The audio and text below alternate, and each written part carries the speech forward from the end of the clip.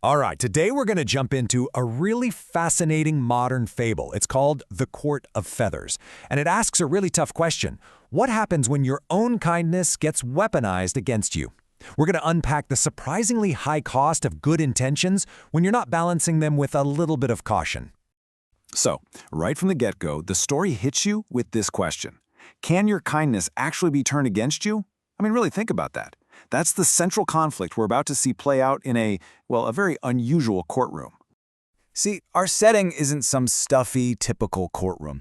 We're in a grand court, nestled way up high among these sprawling oak trees, and it's populated entirely by animals. Presiding over everything is the wise Judge Alworth. And today, he's hearing a pretty serious claim brought by a donkey against our main character, a kind-hearted horse named Storm. Now, the claim itself is a bombshell. The donkey is alleging that Storm is the father of her unborn foal, and because of that, he has to provide support.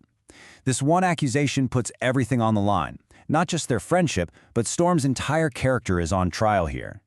So you've got to be wondering, how did it even get to this point? Well, as we're about to see, there are two very different sides to this story, and it just goes to show how quickly a friendship can find itself on trial. So the donkey's lawyer, who happens to be a pretty cunning raven, lays out a simple case. He says, look, Storm befriended a vulnerable animal, and his constant attention basically created an expectation of support. And now the raven argues she's been left all alone to face the consequences. But then you hear Storm's perspective, and it's a completely different world. He's like, yeah, the friendship was real, but he insists it was never romantic. He was just trying to help someone who seemed lonely.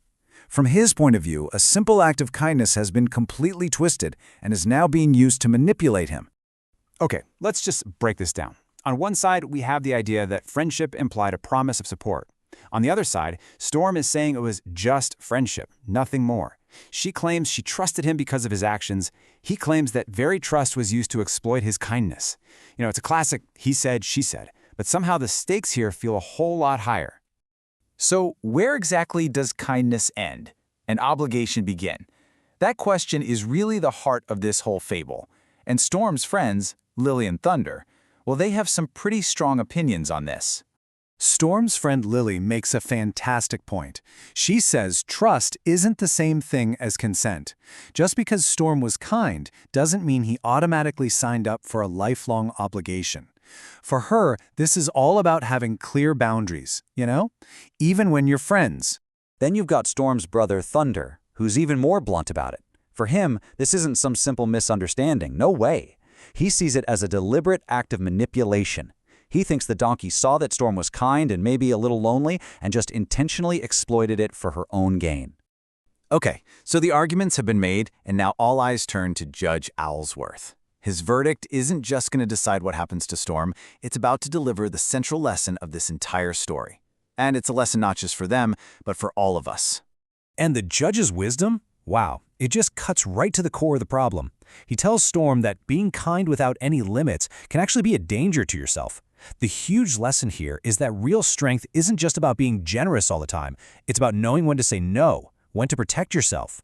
This whole thing really comes down to one key concept: accountability. And the judge defines it as a duty that comes from your choices, whether you intended the outcome or not.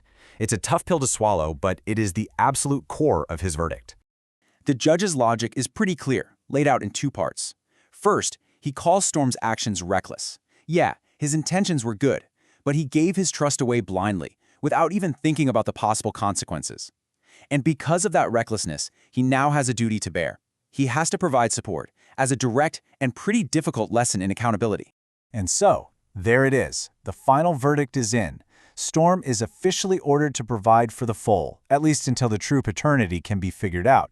I mean, what a shocking outcome for someone who feels like he did nothing wrong. But for the judge, this isn't a punishment. It's a vital lesson.